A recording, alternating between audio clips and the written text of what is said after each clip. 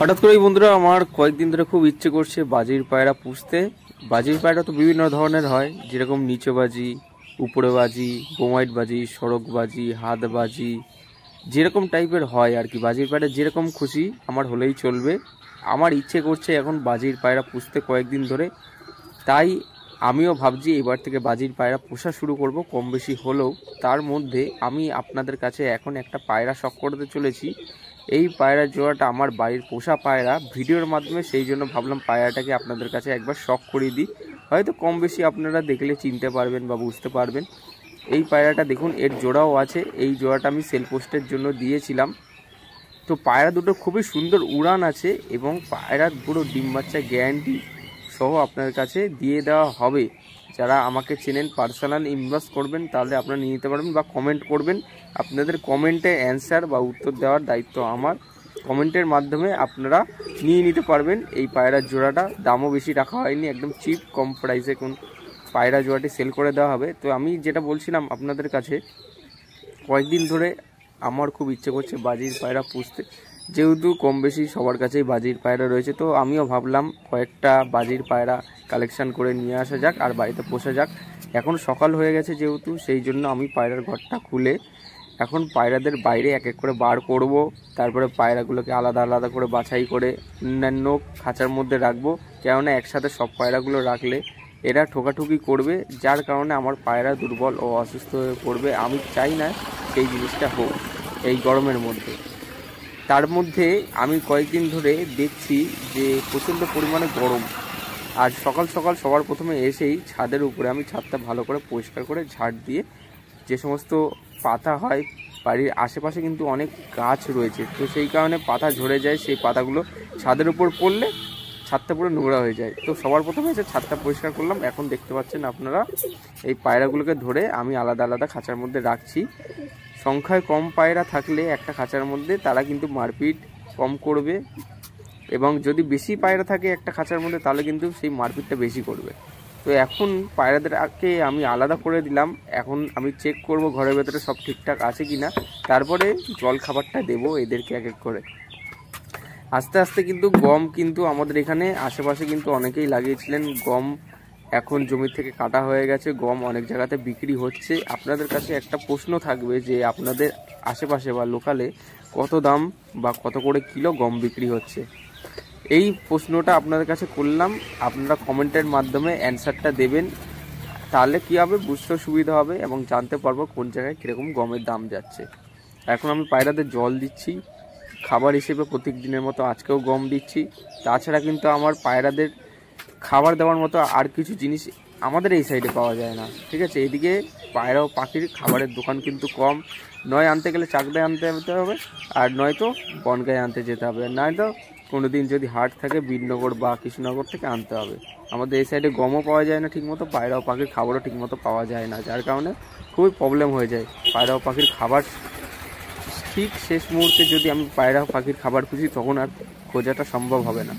সেই জন্য পায়রা ও পাখির খাবার শেষ পথে আমি দেখে নিই যে কতটুকু খাবার রয়েছে, তার আগেই মানে 2-3 দিন আগেই আমি পায়রা ও পাখির খাবার জোগাড় করতে শুরু করে দিই। এখন পায়রাগুলোকে খাবার দিয়ে দিচ্ছি প্রত্যেক দিনের মতন, একদম জল দিয়েছি যেহেতু সকালবেলা এখন, তো সেই কারণে এখন পায়রা ও পাখিদের একদম কাঁচা জল, ঠিক আছে, সকালবেলা ওটা কাঁচা জল দিলাম একদম ছাওয়ার মধ্যে রেখে। জলের টেম্পারেচারও কিন্তু একদম সামান্য রয়েছে, খুব বেশি গরম না খুব বেশি ঠান্ডা না, একদম উষ্ণ গরম টাইপের। আমি এখানে এখন চেক করছি কালকে যে পায়রা দুটো ডিমগুলো দেখেছিলাম ফ্ল্যাশ লাইট অন করে রাত্রিবেলা, আপনাদের ভিডিওর মাধ্যমে দেখেছিলাম গতকালের ভিডিওতে। এখন সকাল হয়ে গেছে, আমি আরেকবার ডিমগুলো চেক করছি, আমার একটু ডাউট হচ্ছিল যার কারণে। তো এখন একবার ডিমগুলো চেক করে দেখছি, দেখার পরে কি সিচুয়েশন বা পরিস্থিতি বার হয় সেটাও দেখে নিই।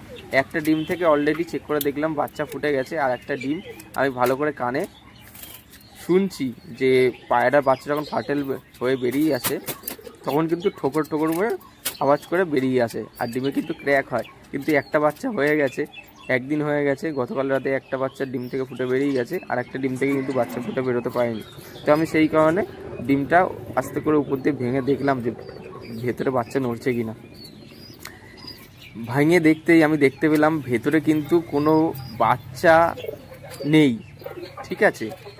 অল্প একটু ভ্রূণ হয়েছিল, শিরা জন্মেছিল, কিন্তু কোনো কারণে ভেতরে হাওয়া ঢুকে যাওয়ার কারণে কিন্তু সেই বাচ্চাটা কিন্তু মরে যায় ডিমের ভেতরে। তো সেই কারণে আমার ডাউট হচ্ছিল আগের দিন রাতেই, সেই কারণে আমি ডিমটা ফেলে দিলাম বাইরে। এখন অন্যান্য যে সমস্ত খাঁচার মধ্যে পায়রা আছে সেই পায়রাগুলোকে জল দিচ্ছি, জল খাবার দিয়ে তারপরে চেক করব কোন পায়রার বাচ্চা কম খেয়েছে, কোন পায়রার বাচ্চা বেশি খেয়েছে। অনেক সময় দেখা যায় যে মা বাবা বেশি ফিড করানোর সময় একটা বাচ্চা বড় হয়, একটা বাচ্চা ছোট হয়, ছোট বড় বাচ্চা অনেক সময় হয়, ঠিক আছে। দুর্বল বাচ্চাকে কম খাওয়ায় আর সুস্থ বাচ্চাকে বেশি খাওয়ায়, যার কারণে নর বাচ্চাগুলো দ্রুত করে দিতে পারে এবং মাদি বাচ্চাগুলো অনেক ধীর গতিতে পারে। তো আমি এখন চেক করছি কোন ঘরে কীরকম পায়রা সিচুয়েশান আছে, বাচ্চাগুলোকে ঠিকমতো খাওয়াচ্ছি কিনা, এই জিনিসগুলো মেনটেন করতে হয় বা চেক করে রাখতে হয়, ঠিক আছে। অনেক ক্ষেত্রে এই জিনিসগুলো দেখা যায় এবং অধিকাংশ যারা পায়রা বাড়িতে পোষেন অনেকের বাড়িতেই এরকম দেখা যাচ্ছে যে নর বাচ্চা সুস্থ রয়েছে, মাদি বাচ্চা এক্সপায়ার হয়ে যাচ্ছে। এই যেমন কি আমি একটু আগে ডিমটা ফেলে দিলাম, ওটা কিন্তু মাদি ডিম, ওই ডিমে কিন্তু মাদি বাচ্চা ছিল। এই যে নর বাচ্চাটা ফুটে বেরিয়ে গেছে, মাদি বাচ্চাটা মরে গেছে, এক্সপায়ার হয়ে গেছে। মাদির সংখ্যা বর্তমানে এতটাই শর্ট সমস্ত জায়গাতেই, মানে প্রচণ্ড অভাব আর আকালের মধ্যে দিন কাটছে, এরকম অবস্থা। মাদি পায়রাও খুব একটা সংখ্যায় বেশি পাওয়া যাচ্ছে না, মাদি পায়রাগুলোই মরে যাচ্ছে, নর পায়রাগুলো বেঁচে যাচ্ছে আর মাদি পায়রাগুলো মরে যাচ্ছে, যার কারণে মাদি কালেকশন করে খোঁজাটা অনেকটাই টাফ হয়ে যাচ্ছে, হাটে হোক বা কারো বাড়িতে হোক। এরকম সমস্যার সম্মুখীন হতে হচ্ছে সবাইকে।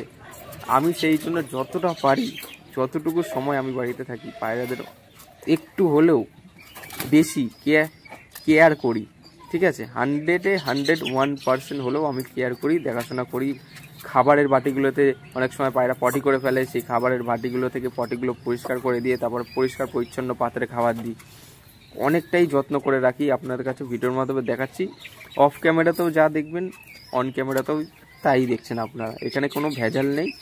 একদম যেটা আপনাদের ভিডিওর মাধ্যমে দেখাই সেই জিনিসটাই আমি অফ ক্যামেরাতেও করি। এমন নয় যে ভিডিওতে দেখাচ্ছি শো আপ করার জন্য, তেমন কিন্তু নয়।